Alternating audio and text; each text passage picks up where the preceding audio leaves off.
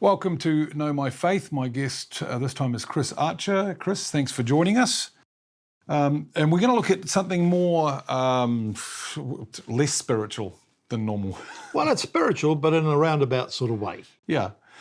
So there's a battle that the New Zealanders were involved in 1917 that most of us Kiwis have no idea about. And as Chris and I were meeting last weekend with the Israeli ambassador and a few other people to celebrate the anniversary of this battle, Chris just mentioned that this will be a great opportunity for us. The more we know about it, the more we're able to interrelate with our Israeli hosts, our Israeli travellers, guests, because they actually know about it. Some of them do. Yeah, but we don't. We never heard about it. No, mostly haven't. We might have heard the Australian story if we've got Australians, but we won't have heard the New Zealand story. So it's all to do with the Sinai campaign in World War I, 1917. So let's go back a little bit before Sinai. Okay. Where were we as New Zealand Armed Forces? All right. Well, the story of World War I begins in 1914, as most of us know. When Britain went to war, we all know the story, went to war with Germany and Austria, Austro-Hungarian Empire. Yeah. And the New Zealanders, being part of what was then the British Empire, were called to go and support the motherland in her fight with the Germans. Yeah. So the New Zealanders actually left, we call them the main body, right at the end of 1914, and they left on a fleet of ships. I think there was 23 ships, a very large number, somewhere in the order of 4,000 men and 6,000 horses, which in itself was an extraordinary venture. Were they all their own horses too? Well, no, some of them were bought by the army. In fact, I heard from people who were there at the time that said you couldn't buy a horse in New Zealand because the army had requisitioned them all. Yeah. So we all know that they got to Egypt through the Suez Canal at the end of 1914. And the point was they weren't properly trained at that stage. So the plan was to train them in Egypt and then send them to the Western Front. That was the original plan. In fact, there was a brigade of mounted infantry, that was the horsemen, and there was a brigade of just foot soldiers. So there were really two brigades in the New Zealand Expeditionary Force. Leaving out just a little bit, the reason that Egypt was so important, of course, was the Suez Canal, which was the British Empire's lifeline to India and to the Pacific. So it was a strategic place to defend. Then we all know that in early April of 1915, the British Expeditionary Force went to Gallipoli. Yeah. And we know the story of Gallipoli. Well, New Zealanders are raised on the story of Gallipoli. It was a 9-month, horrendous war. New Zealand lost 3,000, I think 700 men. The Australians about 8,000. All in all, the British Empire lost something like 40,000 men before they finally had to declare it a wasted effort and withdraw to Egypt. So that was in the early part of 1916. At that point, the New Zealand the forces divided. Sir Alexander Godley, who was in command of the New Zealand Army, an English officer actually, took the infantry to the Western Front, but the mounted brigade of about 2,250 men, 3 regiments, stayed in Egypt alongside the Australians and alongside a group of British horsemen that were called yeomanry. If you read yeomanry, they are the territorial horsemen of the British Empire. And actually a large number of Indians, a lot of the Indian Army was employed here. So the story then was defend the canal, but proactively to try and drive the Ottoman Turks out of the Sinai to protect the canal. Yeah, because we forget that the Ottomans owned all of that. Sure. All of that area. They even had legal claim to Egypt, but of course the British went to protect the canal on behalf of everybody else. So you couldn't exactly call it conquering, could you? Very kind of them. Yeah, they appointed a ruler who was sympathetic and sacked the previous one who wasn't. So there's politics and all of this stuff, isn't there? The problem with fighting in the desert was the lack of water. And so the British designed a railhead and a water pipeline that went 200 miles across the north of the Sinai. It peaked across and took about a year to get across there. An amazing story, and they took water from Egypt to the borders of Palestine. Okay. So naturally, the Ottoman Turks and the Germans, who were part and parcel of that whole engagement, ran various campaigns to try and break the British hold and attack the head of the rail. Yep. So the New Zealanders and the Australians were involved in those skirmishes right through 1916 up to the borders of Palestine. Across the border of Palestine, they came across the city of Gaza. And Gaza is the city that we've seen. We've got a picture of Gaza somewhere here, Rob, haven't we? Or we did have one of these, we had a picture somewhere of Gaza. Anyway, Gaza was a city of 40,000 people at the time, but it was and always has been a stronghold right back into ancient days. So the British mounted an attack to capture Gaza and failed. Not actually giving up quickly, they decided 3 weeks later to have another go, and they lost worse than before. Oh dear. So they lost somewhere in the order of about, I think, 16,000 men. So what were the New Zealanders doing and what were the Australians doing at this time? Well, they were the spearhead of the British Army. So they were sent around further towards the north and east to prevent any Turkish excursion while the British were trying to capture Gaza. British are trying to capture Gaza. The Australians and New Zealanders are sent off to the side to make sure no more Turks come in to support Gaza. Well, the horsemen are the mobile part of the army, aren't they? There were mechanised transports, there were machine gun cars, but they couldn't operate in the sandy desert of the Sinai. When they got into Palestine and it was stony desert, then they could. Yeah. So more and more they become part of the story. But really the story right through to really late 1918 is about horsemen and horses and what it meant to go on what they called sorties into the desert. And they were without water. They had to take their own water. They had to take their own food. So really the heat was terrible. The flies were terrible. Everything was terrible. And they'd usually get up 3 o'clock in the morning to go because they couldn't travel in the day, and they'd take out Turkish outposts. So that was the story, right? The failure of the British Army meant that the then commander of the Egypt Expeditionary Force, the EEF, got the sack, as did his field commander. And his name was Sir Archibald Murray. Don't have to worry about him because he's now not part of the story. He's gone. And a new man is appointed who becomes really the rallying general for that whole army. So Is this Allenby?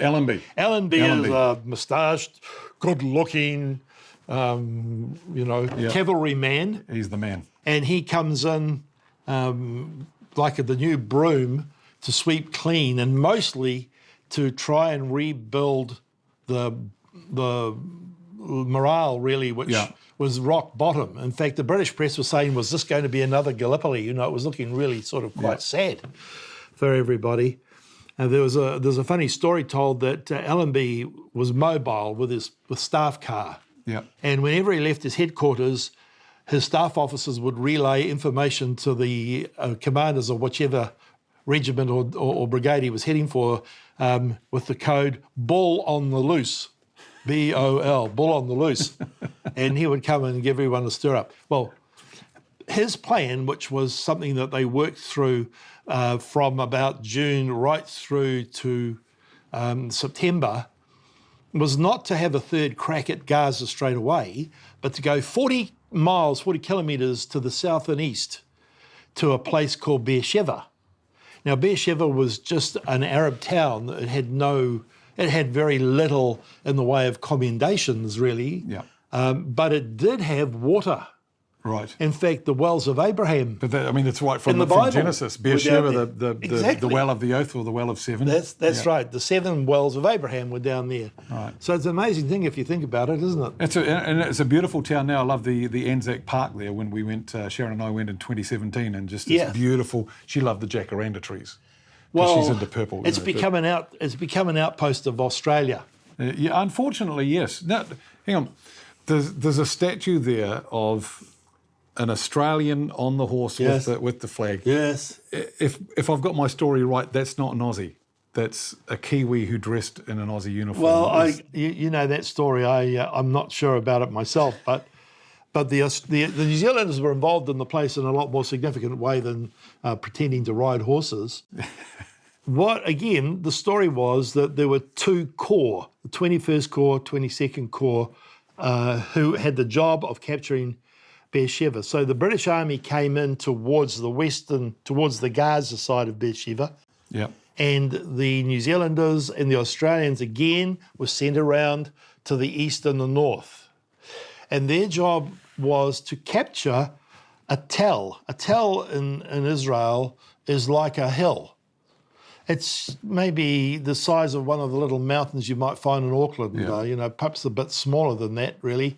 But it's actually a hill that's man-made. Because layers of civilization have built up on it over the millennia. So what's happened is a town's been built, the town's been destroyed, and then it's been built on top of, and then that town's been destroyed, and then it's been built on top of, and this has just built up this mound. I suppose archaeologists must love it, digging into tells. Well, yes, there's so many of them, it's hard to find ones that are really, really interesting. Nowadays, but probably the original Beersheba was up on the top or down in the bottom of what that tell was, and the Israelis have excavated it.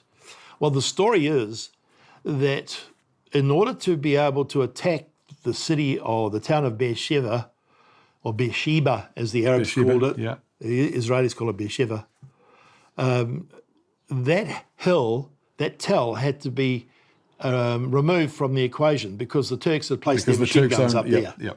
So guess who were the lucky guys who were given the task of driving the Turks off the tell? Driving the machine guns out. Yes. That would be the British? No. No, it was us. The Australians, well, they were on standby in case they were needed, but it was the Auckland Regiment of the New Zealand Mounted Rifle Brigade that got the job. Yeah. And you've been there, you know the deep waddies, the riverbeds that wind through. Yeah. So in order to attack that, they had to wend their way up the waterbeds to get maximum protection, and then it was just really bare knuckle courage to attack straight up. There's nothing to hide behind. Yep. So it took them the best part of the late morning and early afternoon to finish that job. By which time, I think if you read the Australian, it could have been around about 3:30, and the sun was not going to be up for that much longer. Yeah. And they still hadn't captured Beersheba. So the story is that the Australian Corps commander, Harry Chevelle, called in his brigade commander who was on hand and said, go straight at them, Grant. I think it was the 12th Light Regiment Horse. So that's the famous story of the Australians charging across the plain, jumping over the trenches, and they made some quite good movies of it, actually. Yeah. The movies on there. So, okay. End of the story is they capture the wells, they take Beersheba. That's not the end of the problem because it's all the way up the line to Gaza. So the British then on the 6th of August finally get through Gaza. But what's happening in the meantime is that the Australians and the New Zealanders, they're down in the south and east, and they're sent across country to the coastal plain of Palestine, where most of the cities now on the edge of the Mediterranean. And their job is to try initially to cut off the retreating Turks. But they're so exhausted from the battle, so depleted in terms of men and water, that they don't achieve that really. They can just stand and watch the Turks fleeing into the Judean hills. In Uhura, yeah, that's right. Please don't come back. So they continue up. Yep. They have a huge ride, I think something like 60 hours riding. One of the most extraordinary stories, they're falling off their horse in the dark, and so they carry on and they get up to the coast. And as they're approaching the what was then a Jewish community of Rishon LeZion, which was actually a Ukrainian settlement, I think, from about if I remember what they told us, about 1884. They come across this divisional strength of Ottoman Turks who are cutting across in front of them and occupying the heights at a place called Ayun Kara. Right, let's hold that and get back to that, because I want to look at there's a few photos you've got in your book, and this is Chris's book, Saviours of Zion, the Anzac Story from Sinai to Palestine, 1916 to 18, and a few pictures from the first one we got here is watering the horses. Now, is this in Beersheba? Yes, this is before Beersheba. It's a good photograph because it gives you an idea of the huge number of animals that they actually had to feed. The logistics of this campaign are just mind-boggling because they're dealing maybe 200 plus thousand men that they have to provision, they have to provide water for, they have to provide feed for the horses, and it's not easy to come by. So a lot of the time, desert, yeah. And the men who rode these horses would spend maybe 4 hours a day grooming them. They had to groom them because there wasn't enough water to wash them. So you've got to groom all the dust and all the sand out, So while they were an elite force, they had the major responsibility at the same time. So that's a very good picture. So you're an elite soldier, but you're also just a groomsman. Sure. And the Germans, when they sent their planes across, would bomb the horse lines because if they could destroy the horses, then they crippled the soldiers, didn't they? So the first sound of a coming plane, the soldiers would dash out of their tent in whatever state of dress or undress they were in to scatter the horses into the desert. It was to protect the horses at all costs. Because they come back. We've got this photo of Beersheba, which is around that time? Yes, exactly at that time. There's a lovely mosque in this picture and a park which the Germans kindly built for the Arabs. How nice. That was about the only good thing that came out of it. Well, there's a whole story to be told about the Arab, or the Ottoman Turks really, and the Germans, because we're dealing with Prussian generals, men with names like Kress von Kressenstein. Yes. Who was he was called the Fox of the Desert in World War I. He ran the guerrilla warfare against the British. Otto, Kress von Kressenstein. Well, they're Prussians, you know. Yeah. And so the Turks didn't really like working with them. They didn't trust them. The Germans were arrogant. They were even known to whip recalcitrant soldiers. So the Ottoman Turks had no time for the Germans, and they wouldn't tell them what their plans were. Right. So the Germans were running the show without knowing really what was happening, and it worked very well for the Allies. The other thing about Beersheba, it's in the south. You know that Turkey's up in the north, right? Yes. Well, the Ottoman Turks, they wanted their focus on Baghdad, which was even further to the east. Yeah. And so the Germans raised an elite force to go and capture Baghdad. And they were halfway on the way to doing that when they suddenly realised that if they lost Palestine, it wasn't much good holding on to Baghdad. No. So they rerouted everybody down to the battlefield at Beersheba, but they arrived about 2 weeks too late. So it took an awful lot of time. There were very few roads, very few rails. It was very part of primitive. that is because of the lack of communication between the Turks and the... And just sheer, I think, I read somewhere where it took something like 3 months to travel from one side of the Ottoman Empire to the other. Because there were the mountains, the Caucasus, and it was a huge empire. It was a huge empire, and it had been decaying for 100 years. Yeah. But part of the problem is that we in New Zealand never got taught our history. No, we never did. And when we think of World War I, we simply think of the Germans or the Prussians and the Allies, and and the French. That's it. And the Russians, maybe. Yeah. But we don't think of Africa, North Africa, Palestine, in that area. Well, if you think strategically for a minute, you'll realise that the Middle East was the key to India, and the British knew that, and the French knew that, and the Russians knew that. Yeah. And they'd fought the Crimean War in the middle of the 19th century over that very thing. So it was an old stamping ground for controversies and wars to try and have hegemony, if you like, over that sort of area. And the British and the French were very determined to hold on to it at the end. They knew the empire was going to fall, but they wanted to make sure the Russians didn't get it. And just to give you a bit of a slant on Gallipoli, retrospectively, the Russians expected that the Allies, having conquered Gallipoli, would then hand it over to the Russians. That whole Gallipoli peninsula, they would occupy Istanbul. They didn't contribute tuppence to the war itself. But I have this suspicion, and I'm sure historians would have said so, that the British weren't all that sorry to lose Gallipoli because they certainly didn't want a Russian presence there. No. So there's a lot of politics that a lot of people don't actually know because they just think that the British made a stupid plan to go and try and capture Gallipoli. But actually, if it had worked, it would have been a pretty smart idea. Yeah.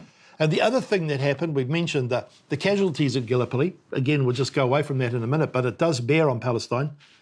The Turkish losses were 40,000. Oh, sorry, the British losses were 40,000 men. Yeah. The Turkish losses were 80,000. Where did those soldiers come from? Well, they withdrew them from Palestine and they withdrew them from the Balkans. They were their elite force that they met at Gallipoli. So by the time Gallipoli was over, tragic from a human point of view, but from a military point of view, it had weakened the grasp of the Ottoman and the Germans actually on the Holy Land, on Palestine. So these Turks would have been, some of that 80,000, they would have been in Palestine. So this whole Battle of Ayun Kara that we're going to take a look at, yes, and Beersheba, which we've just seen, we would have lost badly because there would have been so many more Turkish soldiers there. Absolutely. In fact, the Turkish opposition that the Australian and New Zealanders faced in Beersheba was the same opposition, the same corps that they faced at Gallipoli. Right. We hear a lot about Kemal Ataturk and his inspirational leadership of the Turks on Gallipoli. Well, he was still stuck up in the north. I think he was controlling Haifa or something like that. He would not work with the Germans. Right. So there was a lot of housekeeping problems that they had to try and keep a semblance of unity. But as you say, so, okay, we left the story when we went up to the coast. So we've got two more photos here. Is this part of Beersheba or is this part of Ayun Kara? This one, Tel Saba. These two last pictures, number 3 and number 4 that we're looking at here, Rob, this is a picture taken on the top of Tel Saba when the New Zealanders took the hilltop. So this is the photograph. Tel that we were just talking about before, outside Beersheba. Yes, looking down onto the Turkish machine guns that the Kiwis, yes, and this is the Kiwis that took the post. That's so. It's a remarkable picture, isn't it, when you think about the circumstances in which these photos were taken. And then this other one is the Australians actually charging into Beersheba. That's the picture of the Australians charging. The Australian historians argue a little bit that it might have been a put-up job afterwards, just for the photo op. But no, it's as authentic as we've got anyway of it. So that's that. We've taken Beersheba. We've got the wells. We've got some water. We're now trying to cut off this Turkish retreat. Yes. And the Kiwis are heading up towards a place called Ayun Kara. All right. So Beersheba is the 31st of October. It's easy to remember. Yep. So New Zealanders, there's a bit of mucking around while they're trying to mop up around there. But the story reconnects around about the 14th of November, a fortnight later, up the coast at this place, which we call Ayun Kara. The Israelis talk about it in terms of the town, which I can never remember what it was. The thing that I didn't realise, Rob, until I got there was this was not a battle fought in a narrow space. It was fought across 3 ridges, which might be as much as 6 kilometres apart. And when you realise that these are horse fighters, they rode their horses from one part of the battle to the other. They didn't stroll across. So sometimes you think, well, why was it so slow getting help? Well, they were a long way away. That's a long way away. Yeah, we've actually got a map of it here, of the battle, and that's and I don't know if you can work out maps or not, but you can see the ridges on there, and these are orange orchards that you're looking around to the right of the picture. And these red lines, these are individual engagements, are they? These are the red lines are actually the New Zealanders. Starting at the very bottom, CMR is the Canterbury mounted rifles. They went off to chase Turks that were in the orange orchards and were not seen again that day. They were too far away to call them back. The major battle happens in the middle, where we find the Wellingtons dismount and go up this ridge towards the crest, taking out machine gun posts at different times. Those centre ones, yep. The Auckland Mounted Regiment was on the left flank. They were supposed to be in reserve. But in fact, the left flank was also the major Turkish position. And there were various rumours about cavalry coming to attack. So the New Zealand commander, Cap McCarroll, pushed up that way. So were they in contact with each other? I mean, No. as you say, the Canterbury guys, they're off to the east chasing oranges and Turks. Yeah, forget about them for the rest of the day. But the Aucklanders and the other, which was the other, Wellington? Wellington in the middle, Canterbury to the right, Auckland to the left. So were Auckland and Wellington able to talk to each other and Well, not in the coordinate? conventional sense of the word. They would have had probably riders who would ride with the message. because what actually happened, to cut a long story short, in the afternoon, the Aucklanders faced an intense attack within metres of the Turkish line. They were hurling hand grenades at each other. There were machine guns holding them down. So they sent across to the Wellington Regiment, who dispatched some of their men to come and clean out the Turks. Yeah. And that was a cause of some of the soldiers who were involved in that. Of course, they were killed. Warren's grandfather was in that, and he was the only one who survived.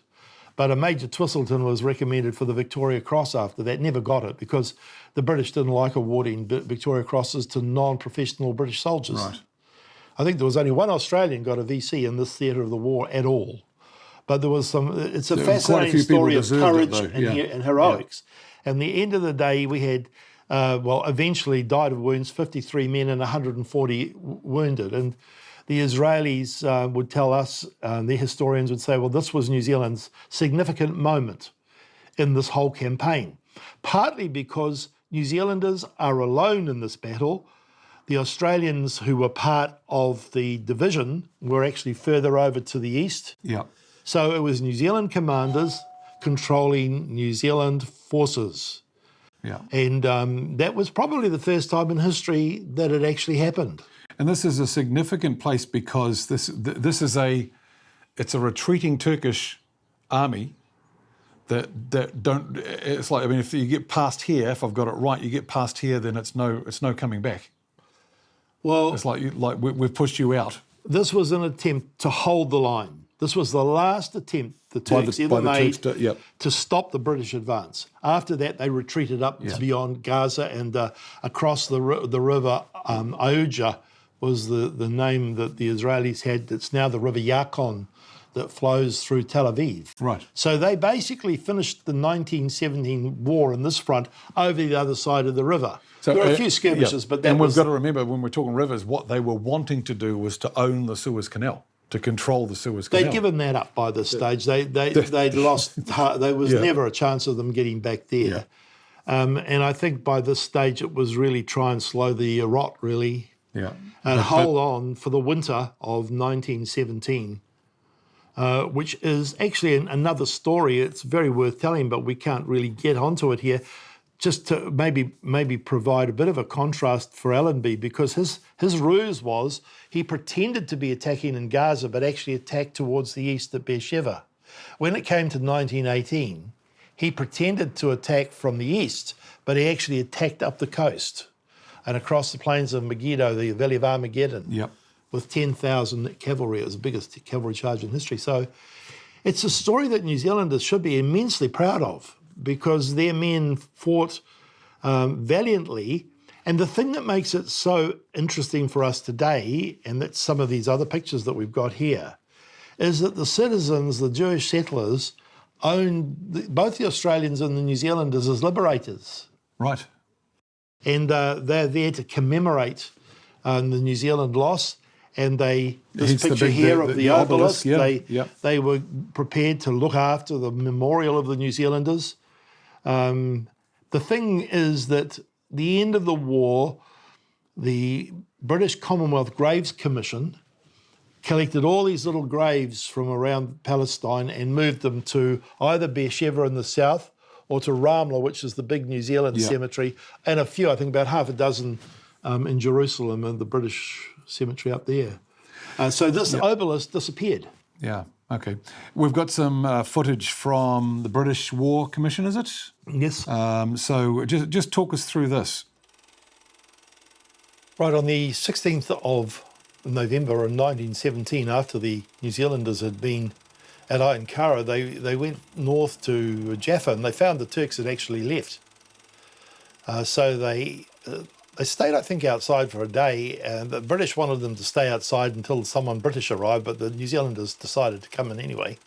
So this is footage of this is an Australian, you can tell, with his emu hat. So obviously the Aussies were there. This is the mayor's house in Jaffa. The pillars that you see there at the front are still in existence. So this became the headquarters, I think, of Brigadier General Meldrum, who ran things from here. I think it was him who ran these things. And we get some footage as we go along of the New Zealanders trying to pretend they're guards. This is the marketplace. Overexposed footage. This is Imperial War Museum footage. The British took quite a bit of footage. They were particularly interested in Lawrence of Arabia, so they did quite a bit of footage around him. And they also have got photo. They also took footage of General Allenby when he entered Jerusalem on the 11th of December in 1917. So this is the New Zealand Guard on the side. He doesn't really look like he's very thrilled with anything. Don't know who these people are. When the Turks left, the Jews came back. They'd fled because they heard that the Turks were going to drive them out of the city, and as they had done in other parts of Palestine in those days, and many families died being pushed north into the Galilee. But they came back once they knew that the British, or in this case the Kiwis, were there. They have endless opportunity to photograph people walking in and out a door, which is very important. Not really. New Zealanders were never very good at doing things like standing guard. They like standing guard on wineries because while some of the guys were out the front, the rest could be inside helping themselves to the product. If this was British, the guard would be very much more yes sir, no sir. Interesting picture. The clock tower is still there. See the time? 5 to 10. Well, it was at 10 o'clock in the morning when the New Zealanders entered Jaffa. So I'm not saying that this was done on the same day, but obviously it was considered significant to be put on endless bits of footage looking at 10 o'clock in the morning in Jaffa. And it's still 10 o'clock in the morning in Jaffa. I think they shot endless amounts of footage. This is the market, the Arab market. We tend to think that Palestine was a pretty desolate and arid desert, but in fact, when you get here to the coastal regions, they're quite sophisticated cities. After all, the Ottomans have been here for 400 years. These are the New Zealand Mounted Rifle boys. In Sorona, if you hear Warren Dawson's story, the houses in the background are actually the German houses of Sorona, and I believe that they're still there today. At least some of them are. It was a German Templar community. That's not the medieval knights, but the Templars were an evangelical group of Germans who decided to go to the Holy Land and set up their communities. Probably it was the first time they'd had a wash in several weeks. So that's genuine footage of World War One. Yes, us Kiwis. There's some very interesting footage. Yeah. And we've got a photo here of the commemoration in 1918, the first anniversary of this Battle of Ayun Kara. Yes. So, and this is where you're kind of involved with the story because you have this sculpture of the silver fern. Well, just going back a little bit before we get onto the sculpture, Yep. If we go back to the book, one of the things that the regimental histories recorded when they came to talk about Ayun Kara was that they recorded quite large segments of the first centenary. Oh, they actually recorded it. People Wilkie, who wrote Yep. the Wellington Regiment, I mean, there's the pictures that we're talking about. And so they record the speeches that were made by both the president of the community of the Jews and also Brigadier General Meldrum, who spoke back again. And when we met the other day, we referred to that. The Israeli ambassador referred to that speech. And it's flowery in the sense, but it's earnest in the sense that it talks about the fact that the people acknowledged that the Kiwis had brought liberty to them. You know, often one of the complaints you get is, just warmongering British, warmongering. Yeah. But it was hard for anybody who wasn't Muslim in that particular period of history. They called them dhimmi, and they had to pay. They had to pay extra taxes. The Jews had no rights. If a Turk wanted something they had, be it a cloth, a coat or a sheep, they just helped themselves. So they were a very oppressed community of people. And they saw the arrival of these great Kiwi men on these huge horses as a sort of salvation for Zion, which is why I called it what I called it, Saviours of Zion. My focus was largely how the New Zealanders impacted the Holy Land prior to the establishment of the State of Israel in 1948. And we've got to say that we're not purposely shying away from the whole Balfour Declaration and the White Paper and all of that sort of stuff. This all follows really. It's just that that's not relevant to this particular incident which involved the Kiwis, which the people of this area of Israel remember to this day. They have special fond memories of New Zealand. Yes, and they've got their own written history of it.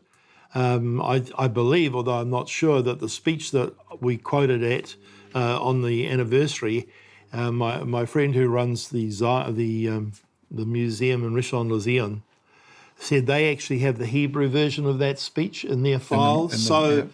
It's been a most extraordinary adventure connecting with modern Israel and finding that we have got a history in common. New Zealand has a blood legacy in the land, and the Jews acknowledged that as part of it. Of course, it didn't become Israel for another 50 years, but nonetheless, to remove the pressure of the Ottomans to establish the British mandatory in Palestine was a good thing for a start. It worked well for a while. And I think the intention of the politicians, I think, was sincere.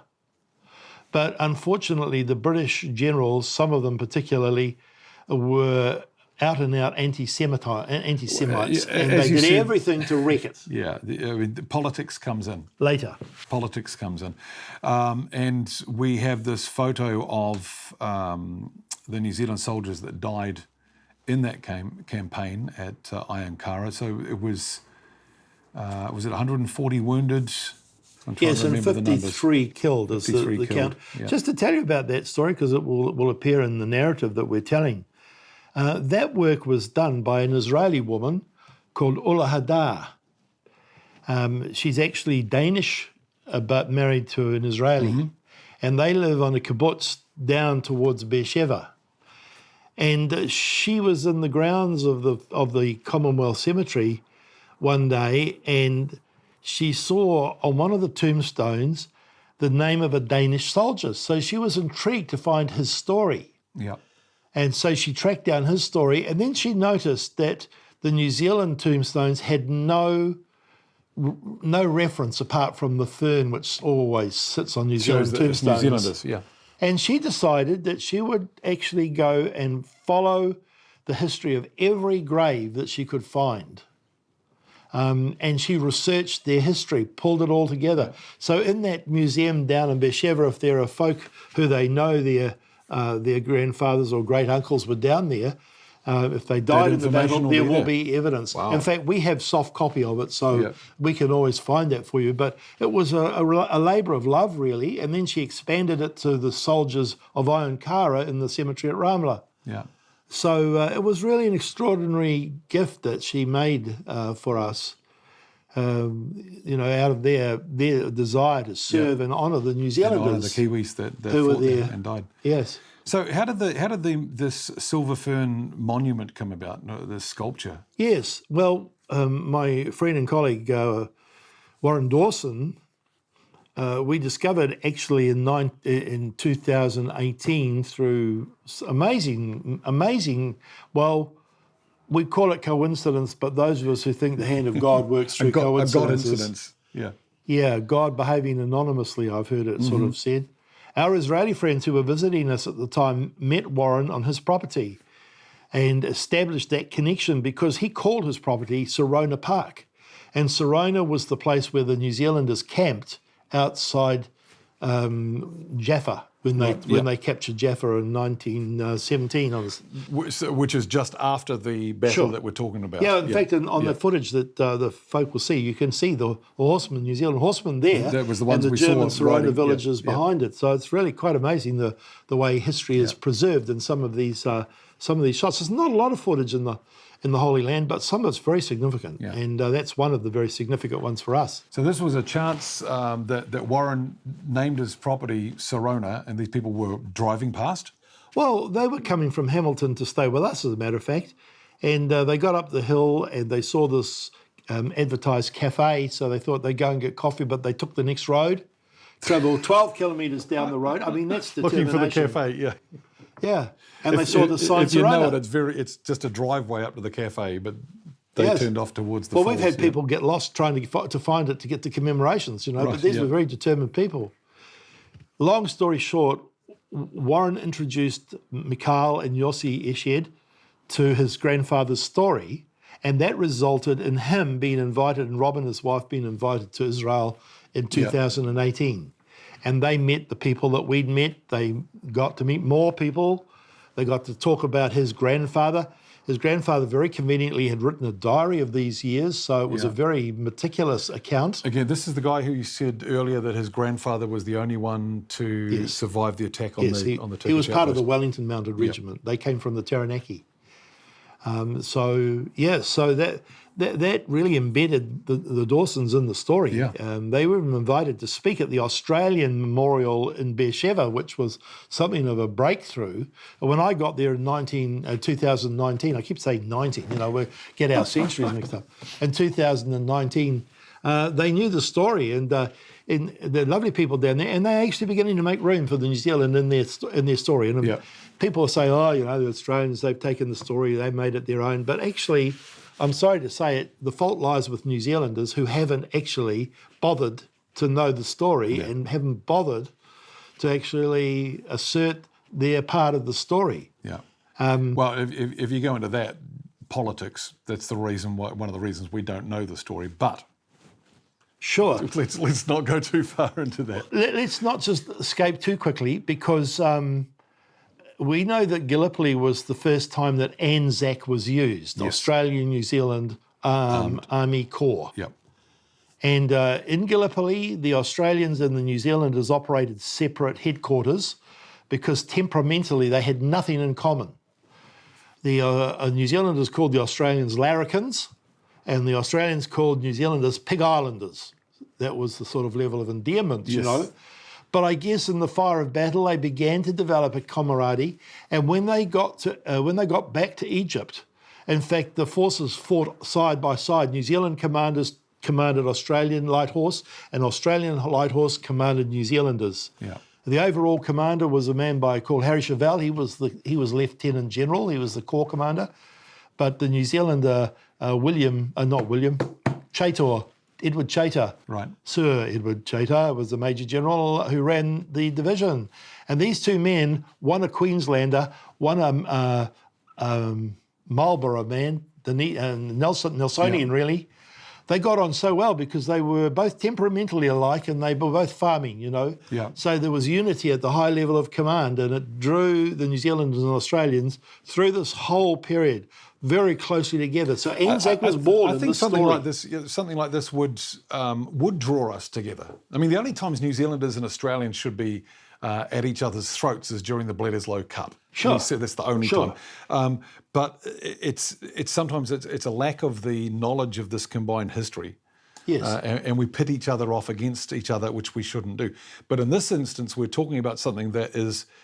In the Battle of Ayun Kara is uniquely New Zealand because it was the Auckland and Wellington mounted rifles. Because of the uniqueness of the time and place. Yeah. But the New Zealand commander, Chater, was actually commanding the 2nd Australian Light Horse further over. Because they weren't just sitting there doing nothing. No, they weren't. And there's a fascinating story I'll just tell you about that. When the New Zealanders arrived, the mayor of the town that they were in came out with a cask of wine. It's told in the regimental stories, and he said, "This is a gift from the oldest civilization in the world to the youngest." Ah, nice.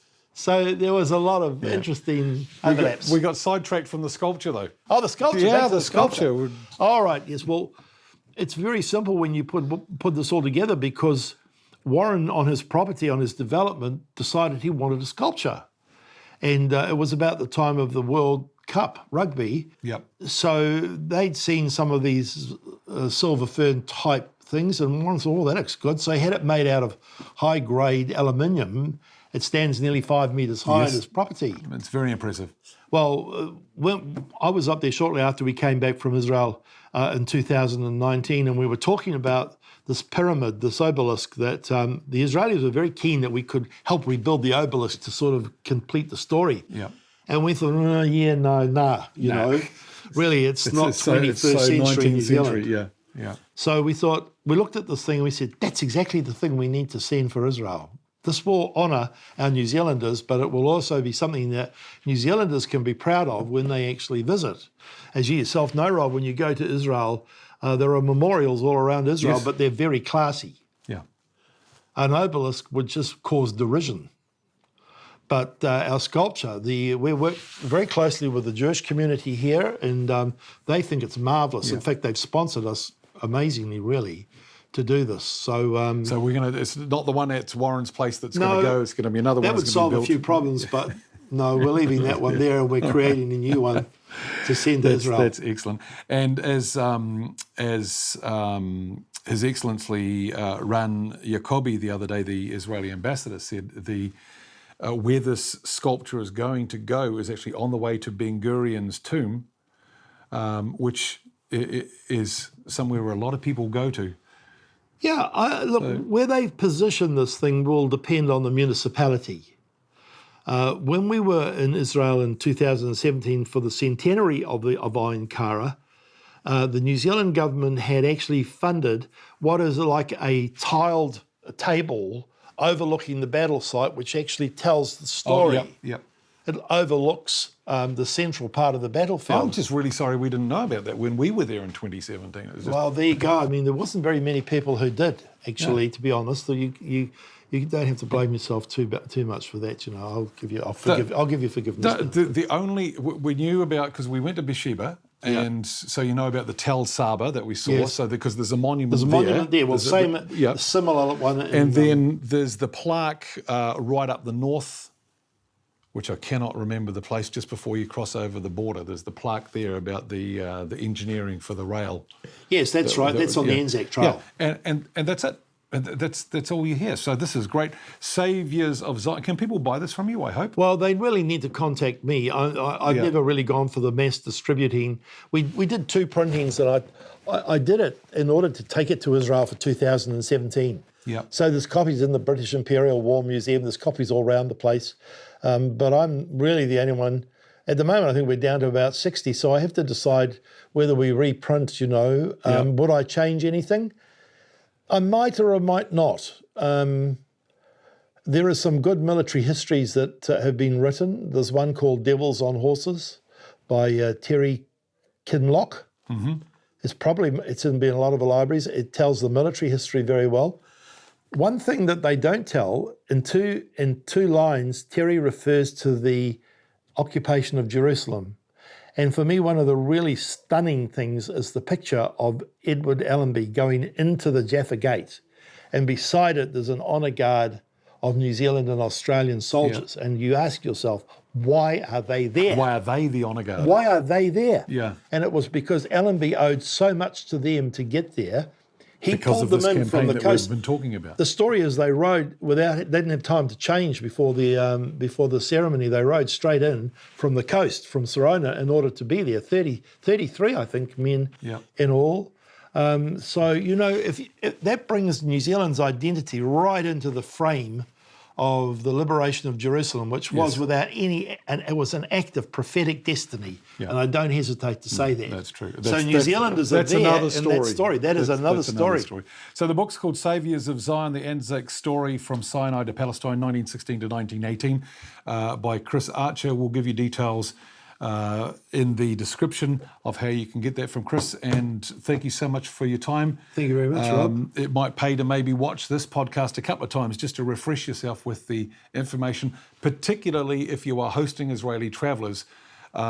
Maybe find a photo somewhere of the sculpture and stick that on your wall for them to look at. Sure. As well. So, and I'll just put in a plug for funding of the Silver Fern. We've had some very generous donations, and we're doing really well in the funding. But we want it to be something that comes from all of New Zealand, not just a few well-heeled patrons who will give us massive checks.